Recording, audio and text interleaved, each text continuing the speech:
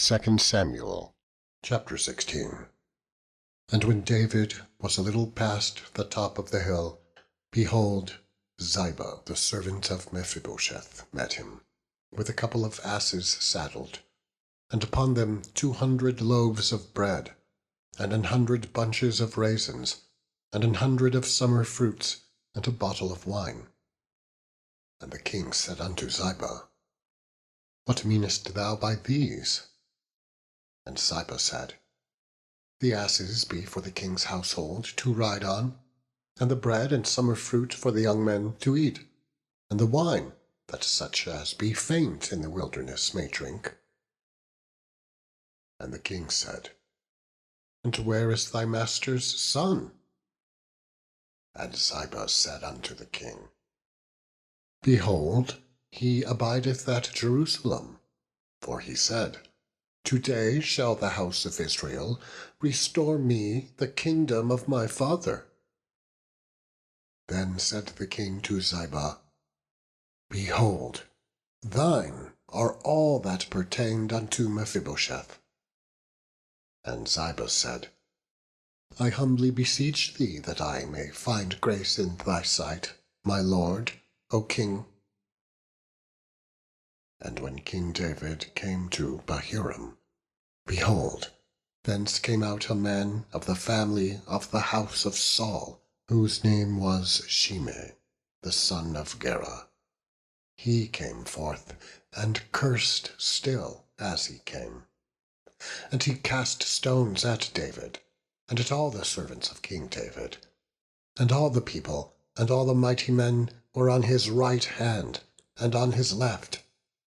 And thus said Shimei when he cursed, Come out, thou bloody man, and thou man of Belial. The Lord hath returned upon thee all the blood of the house of Saul, in whose stead thou hast reigned. And the Lord hath delivered the kingdom into the hand of Absalom thy son. And behold, thou art taken in thy mischief, because thou art a bloody man. Then said Abishai, the son of Zeruiah, unto the king, Why should this dead dog curse my lord the king? Let me go over, I pray thee, and take off his head. And the king said, What have I to do with you, ye sons of Zeruiah? So let him curse, because the Lord hath said unto him, Curse David. Who shall then say, Wherefore hast thou done so? And David said to Abishai, and to all his servants, Behold, my son, which came forth of my bowels, seeketh my life. How much more now may this Benjamite do it? Let him alone, and let him curse, for the Lord hath bidden him. It may be that the Lord will look on mine affliction, and that the Lord will requite me good for his cursing this day. And as David and his men went by the way, Shimei went along on the hill's side over against them, and cursed as he went, and threw stones at him, and cast dust. And Absalom and all the people, the men of Israel, came to Jerusalem, and Ahithophel with him.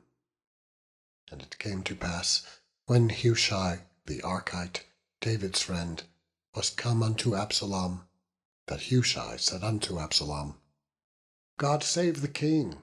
God save the king! And Absalom said to Hushai, Is this thy kindness to thy friend? Why wentest thou not with thy friend? And Hushai said unto Absalom, Nay, but whom the Lord, and this people, and all the men of Israel choose, his will I be, and with him will I abide. And again, whom should I serve? Should I not serve in the presence of his son, as I have served in thy father's presence, so will I be in thy presence?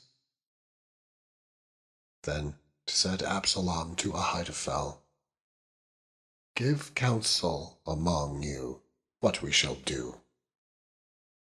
And Ahithophel said unto Absalom, "Go in unto thy father's concubines, which he hath left to keep the house, and all Israel shall hear that thou art abhorred of thy father. Then shall the hands of all that are with thee be strong." So they spread Absalom a tent upon the top of the house, and Absalom went in unto his father's concubines in the sight of all Israel. And the counsel of Ahithophel, which he counselled in those days, was as if a man had inquired at the oracle of God. So was all the counsel of Ahithophel, both with David and with Absalom. Chapter 17. Moreover, Ahithophel said unto Absalom, "Let me now choose out 12,000 men, and I will arise and pursue after David this night. And I will come upon him while he is weary and weak-handed, and will make him afraid. And all the people that are with him shall flee, and I will smite the king only. And I will bring back all the people unto thee. The man whom thou seekest is as if all returned, so all the people shall be in peace." And the saying pleased Absalom well, and all the elders of Israel. Then said Absalom, "Call now Hushai the Archite also, and let us hear likewise what he saith." And when Hushai was come to Absalom, Absalom spake unto him, saying, "Ahithophel hath spoken after this manner. Shall we do after his saying? If not, speak thou." And Hushai said unto Absalom, "The counsel that Ahithophel hath given is not good at this time. For," said Hushai, "thou knowest thy father and his men, that they be mighty men, and they be chafed in their minds, as a bear robbed of her whelps in the field. And thy father is a man of war, and will not lodge with the people. Behold, he is hid now in some pit, or in some other place. And it will come to pass, when some of them be overthrown at the first, that whosoever heareth it will say, There is a slaughter among the people that follow Absalom. And he also that is valiant, whose heart is as the heart of a lion, shall utterly melt. For all Israel knoweth that thy father is a mighty man, and they which be with him are valiant men. Therefore I counsel that all Israel be generally gathered unto thee, from Dan even to Beersheba, as the sand that is by the sea for multitude, and that thou go to battle in thine own person. So shall we come upon him in some place where he shall be found, and we will light upon him, as the dew falleth on the ground. And of him, and of all the men that are with him, there shall not be left so much as one. Moreover, if he be gotten into a city, then shall all Israel bring ropes to that city, and we will draw it into the river, until there be not one small stone found."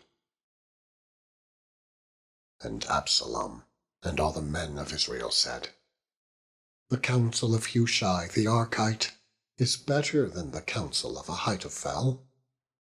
For the Lord had appointed to defeat the good counsel of Ahithophel, to the intent that the Lord might bring evil upon Absalom. Then said Hushai unto Zadok and to Abiathar the priests, Thus and thus did Ahithophel counsel Absalom, and all the elders of Israel, and thus have I counselled.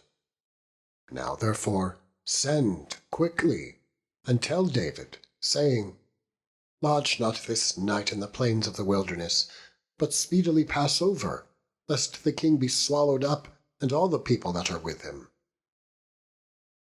Now Jonathan and Ahimaaz stayed by En-rogel, for they might not be seen to come into the city. And a wench went and told them, and they went and told King David. Nevertheless, a lad saw them, and told Absalom. But they went both of them away quickly, and came to a man's house in Bahurim, which had a well in his court, whither they went down. And the woman took and spread a covering over the well's mouth, and spread ground corn thereon, and the thing was not known. And when Absalom's servants came to the woman to the house, they said, "Where is Ahimaaz and Jonathan?" And the woman said unto them, "They be gone over the brook of water." And when they had sought and could not find them, they returned to Jerusalem. And it came to pass, after they were departed, that they came up out of the well, and went and told King David, and said unto David, "Arise, and pass quickly over the water, for thus hath Ahithophel counselled against you." Then David arose, and all the people that were with him, and they passed over Jordan. By the morning light there lacked not one of them that was not gone over Jordan. And when Ahithophel saw that his counsel was not followed, he saddled his ass, and arose, and gat him home to his house, to his city, and put his household in order, and hanged himself, and died, and was buried in the sepulchre of his father. Then David came to Mahanaim, and Absalom passed over Jordan, he and all the men of Israel with him.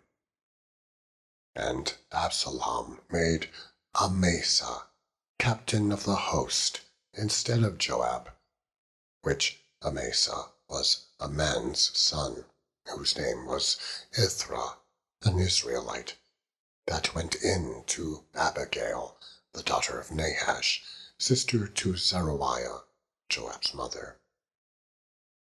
So Israel and Absalom pitched in the land of Gilead.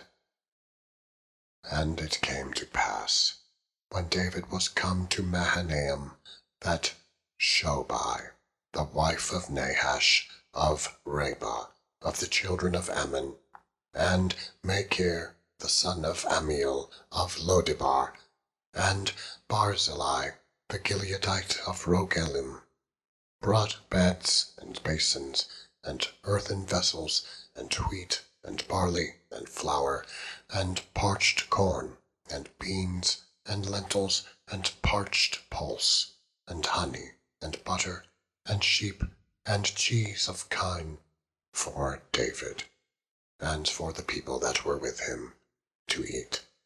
For they said, "The people is hungry, and weary, and thirsty in the wilderness." Chapter 18. And David numbered the people that were with him, and set captains of thousands, and captains of hundreds over them.